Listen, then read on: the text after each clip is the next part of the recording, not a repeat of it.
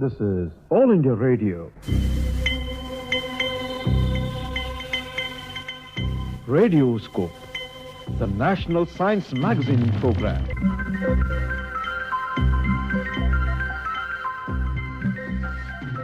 Good evening and welcome to the latest edition of National Science Magazine program of All India Radio, Radioscope. All of science is a refinement of everyday thinking. Technology is the only tool that not only imitates nature, but is capable of creating what nature cannot bring forth on its own. We can say that science is the essence of the past and the present and the prospectus of the future. And technology is the tool with which science is applied in the journey of life. In today's edition of Radioscope, we will take you through varied topics, which includes the success story of Skyroot Aerospace, the era of satellite constellations, a detailed overview, the nuances of 5G technology, Asia Corridor Center Mahanandi, Safe Soil Movement, and all the latest updates with regards to the upcoming 4th edition of the National Science Festival that will be held in Hyderabad.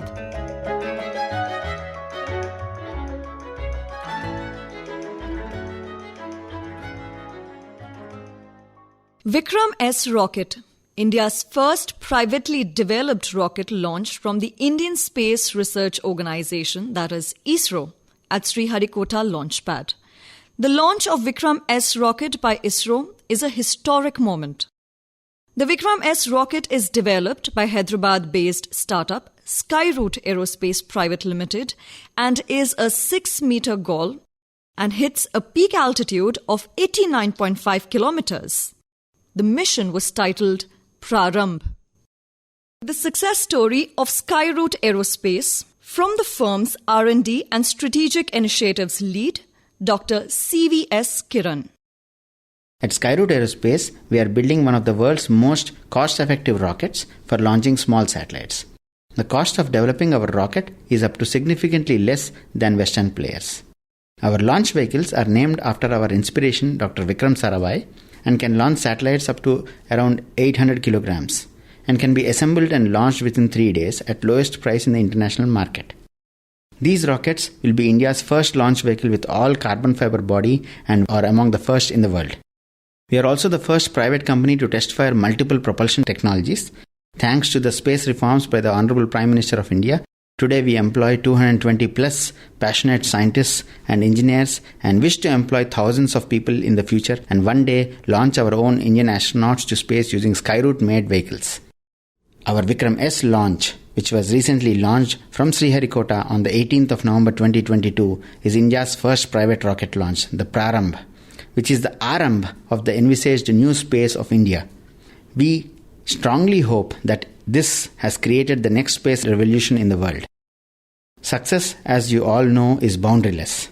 Likewise, we at Skyroot have the hashtag of opening space for all. The hard work, the dedication and the passion of Team Skyroot, the support of their families, the support of the investors and also the support of all the vendor ecosystem of the space components have led to the success of the Prarambh mission. Generally, the challenges to reach space are plenty. Additionally, COVID has indeed delayed a lot of ongoing process for our launch vehicles. The primary goal of the current Prarambh mission, Vikram S, suborbital launch vehicle, was to validate the technologies for use on our orbital class vehicle Vikram 1, which is planned to be launched in the last quarter of 2023. Additionally, experimental payloads from 3 customers, Space Kits India, N-Space Technologies, Blazumk Armenia were on board. Skyroot Aerospace aims to spearhead the field in India and from India. Private sector space technology shapes the government administration as envisaged by the Honorable Prime Minister Shri Narendra Modi. With the motivation and support from the government, the private sector, and thereby the space ecosystem of the country, which is currently in its budding stages, we will soon create new pathways for the future in space science and technology from India.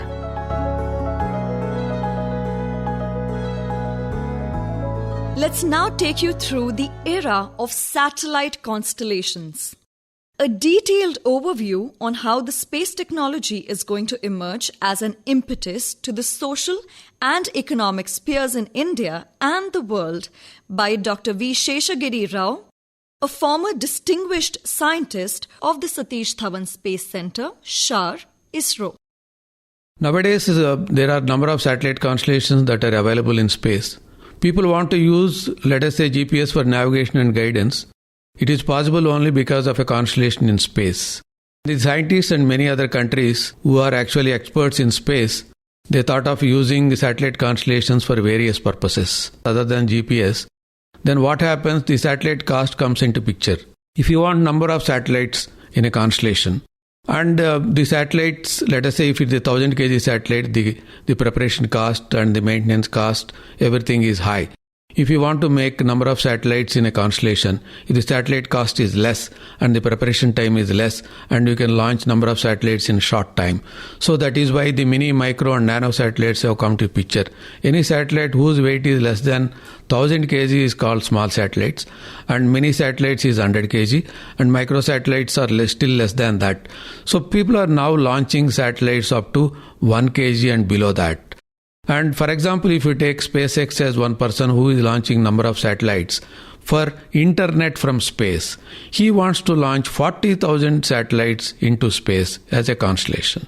When you want to launch 40,000 satellites, the permissions matter there, because it will occupy the space. Right now he has taken permission for 5,000 satellites, 3,000 has been already launched, and he is actually giving service from space for internet purpose. So why internet purpose the satellite service is required is because of two reasons. Suppose if you have a mobile, that mobile wherever I go, without changing the service provider, without changing any settings, I should be able to get the net either mid-ocean or Himalayas or anywhere in the deep in the space or in the countries, including aeroplanes. So that means if I carry a mobile, wherever in the globe, I should be able to get communication or internet. That is the idea. Similar thing is applied to weather monitoring, environment, disaster monitoring, and water monitoring, and many other things.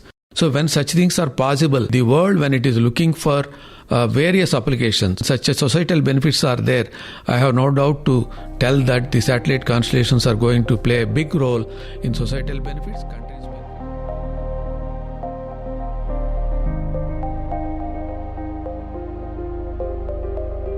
Let us now understand the nuances of 5G technology from the Director of the Department of Telecommunications, Shri M Arvind Kumar. 5G enables a new kind of network which is designed to connect virtually everyone and everything together, including machines, objects and devices. This 5G wireless technology is meant to deliver higher throughput in terms of multi-gigabit data speeds, ultra-low latency, more reliability communications, massive network capacity, increased availability, and more uniform user experiences to wide user base. Also, it delivers high performance and improved efficiencies, which empowers the users and also connects various industries to take leverage of the new technology. For providing such kind of wide range of services, 5G services can operate in 3 different frequencies, such as low band, medium band, high band. As per the ITUR stands for International Telecommunication Union Radio, has defined 3 main applications of the 5G: enhanced mobile broadband, ultra reliable low latency communications we call as UR/LLC, and massive machine type communications. This enhanced mobile broadband has got a faster, higher throughput and gives lot of capacity enhancement, and it will benefit in areas where you require higher traffic, such as like stadiums, you have got cities and where some kind of events are going on. So where the bandwidth is more required, we'll use this enhanced mobile broadband technology. 5G technology will connect, almost around 50 billion of IoT devices. IoT is Internet of Things. Here we have M2M technologies like catering to the various needs of industries. It helps in automation. It helps in bringing up smart cities. You can have a smart agriculture systems. You have smart homes and various other aspects.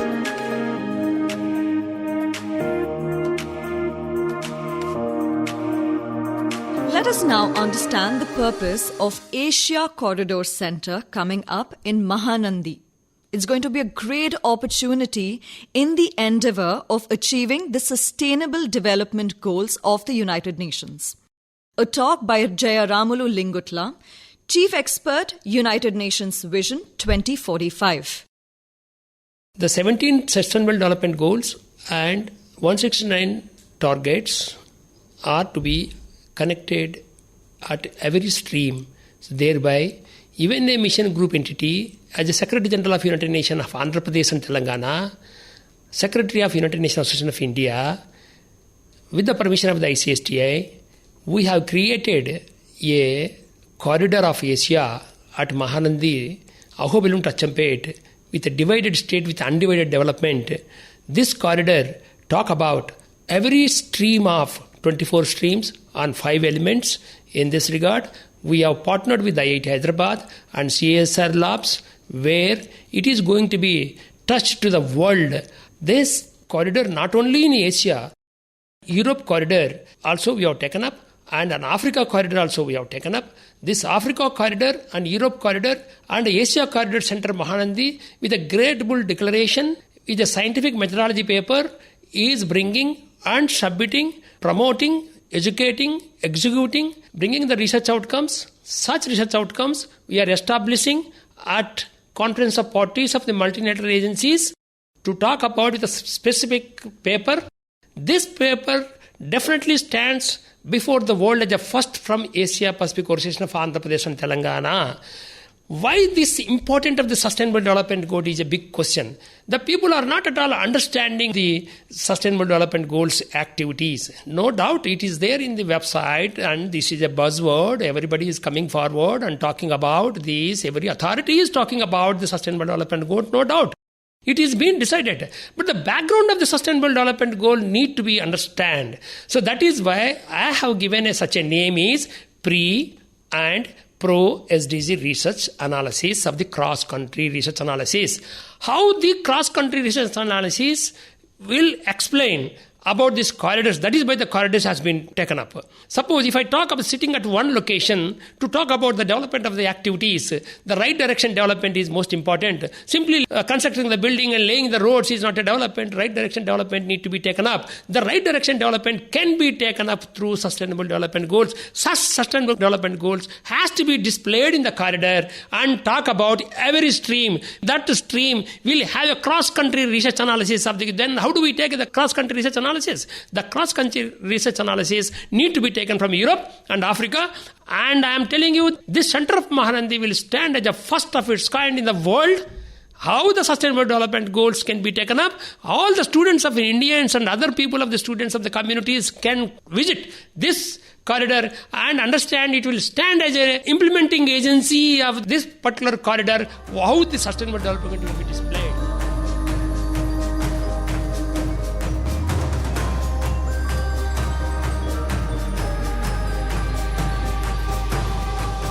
We now bring to you all updates from Safe Soil Movement, a dialogue between dedicated volunteers Mr. Abhiram and Ms. Shambavi. Hello, this is Abhiram and I'm a full-time volunteer for Save Soil. Today with me is another volunteer, Shambavi. Hi. Hi, hello Abhiram. First of all, this is a great opportunity for us to be able to talk about soil and the Save Soil campaign. So the Save Soil movement addresses the grave problem that we have in the face of humanity, that is soil extinction.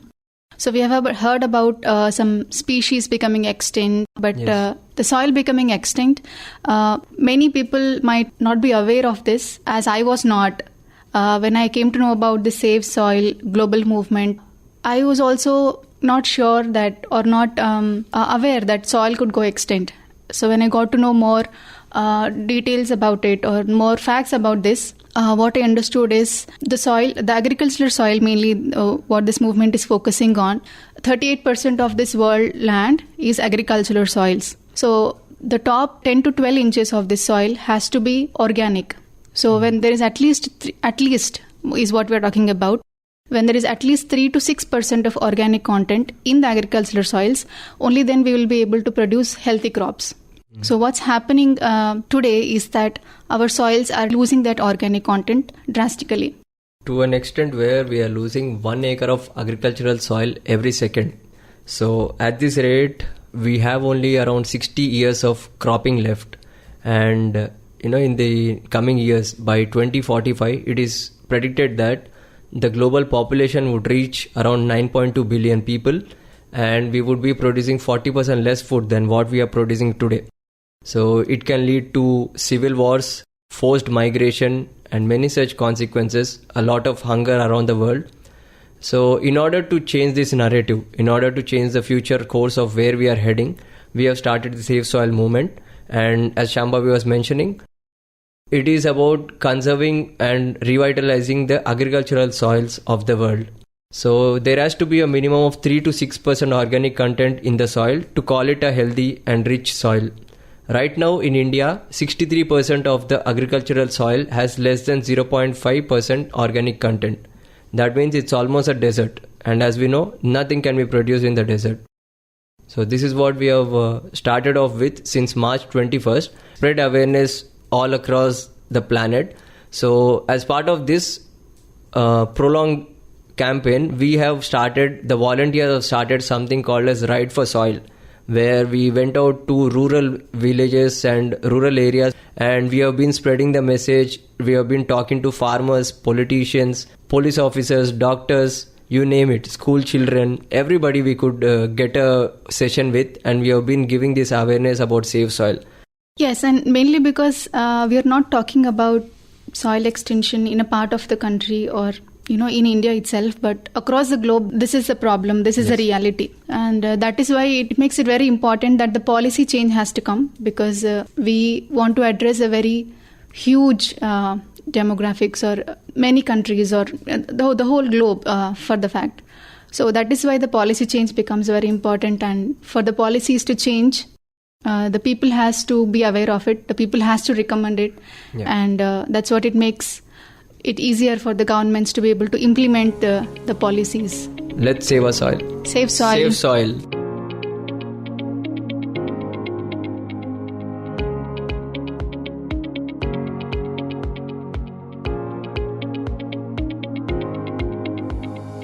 We now bring to you all the latest updates about the upcoming 4th edition of the National Science Festival to be held in the city of Hyderabad. Dr. Madhav Saraswat, the principal of Hyderabad Public School, where the latest edition of the festival is going to be conducted, talks about the festival and its fervour. We are delighted to host the 4th edition of the Indian Science Festival from the 20th to 22nd of January 2023 as the part of the centenary celebrations. We extend our support to FAST India and Telangana government in their mission to strengthen and reinforce Hyderabad's position as a top science and technology destination in the country and the world. The Foundation for Advancing Science and Technology India, which is also called FAST India, is a non-profit institution of excellence working to enable the transformation of India's science and technology ecosystem through research and policy, government support, institutional strengthening, corporate sector engagement, and science communication. The inaugural event of ISF 2023 will be held on 20th of January, 5 p.m. at the Hyderabad Public School, Begumpet, in the presence of our partners, supporters, and other dignitaries. Starting 21st morning, all events at ISF 2023 will be open to the public, in keeping with our ambition to make science accessible to all.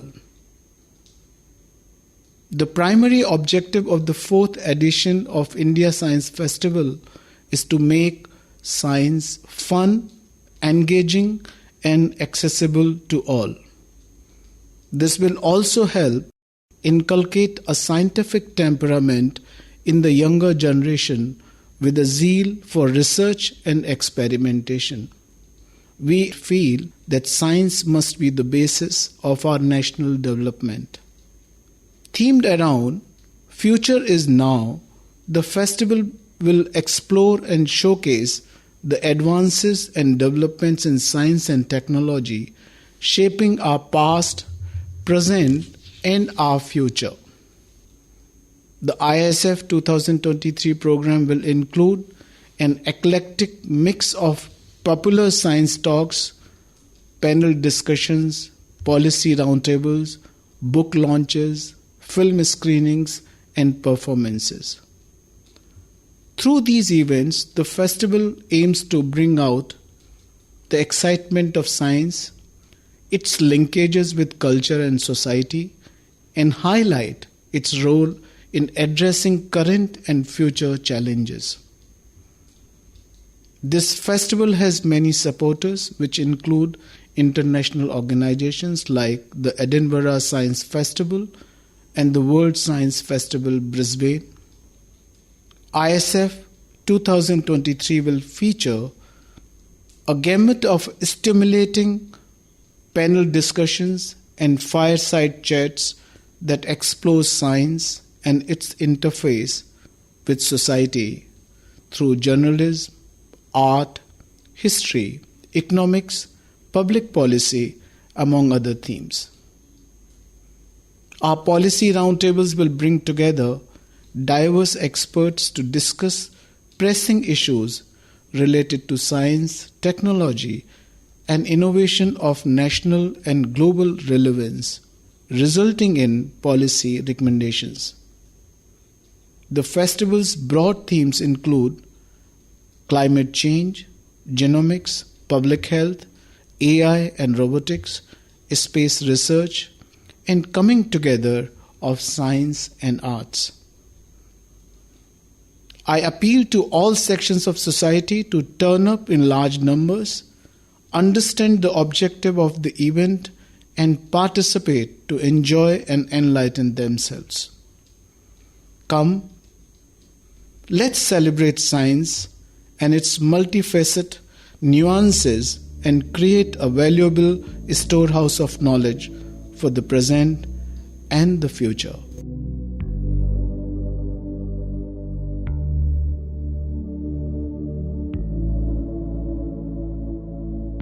December 22nd is the birth anniversary of Sri Srinivasa Ramanujan. Srinivasa Ramanujan is the Indian mathematician whose contributions to the theory of numbers include pioneering discoveries of the properties of the partition function.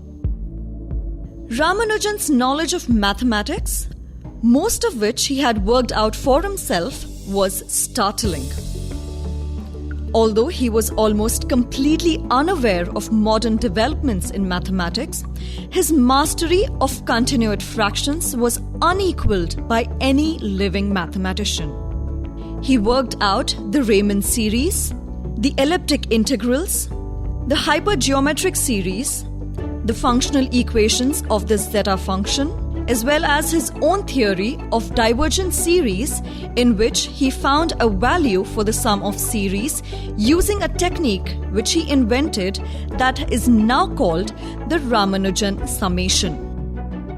In 1976, a lost notebook was discovered containing groundbreaking new formulae from the last year of Ramanujan's life. A century later, these formulae are being used to understand the behavior of black holes.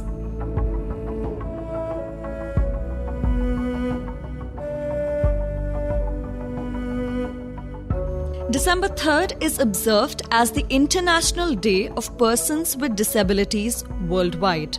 The day is observed to highlight issues that affect people with disabilities and to champion it. It is an international observation promoted by the United Nations since 1992. Disability is not a brave struggle or courage in the face of adversity. Disability is an art. It's an ingenious way to live. This is a reminder by Neil Marcus, who won over dystonia, a neurological disorder, after each performance of his acclaimed play, Storm Reading. On August 1st, 1774, Joseph Priestley isolated a new air and called it dephlogisticated air. We now call it oxygen. Joseph Priestley had speech disability problem. Edwin Krebs shared the Nobel Prize for discovering a crucial bodily process that helps govern the movement of muscles, the shape and division of cells, and even learning and memory. But he was the last one to hear the news as he was hearing impaired. John Workup Cornforth was awarded the 1975 Nobel in Chemistry for his work on stereochemistry of enzyme-catalyzed reactions. Sir John Cornforth's life and career were shaped by a hearing disorder that left him profoundly deaf by the age of 20. We have all been told Thomas Edison had a learning and hearing disability. But the question is, how many patents did Edison have? Edison had over 1,000 patents. He executed the first of his 1,093 successful US patent applications on the 13th of October in 1868 at the age of 21. Dear listeners, with this we come to the end of today's edition, only to meet you again in the next edition of Radioscope, National Science Magazine program of All India Radio. This edition of Radioscope is the contribution of All India Radio Hyderabad, produced by Sundeep Karre, with Sruthi Mathur's narration.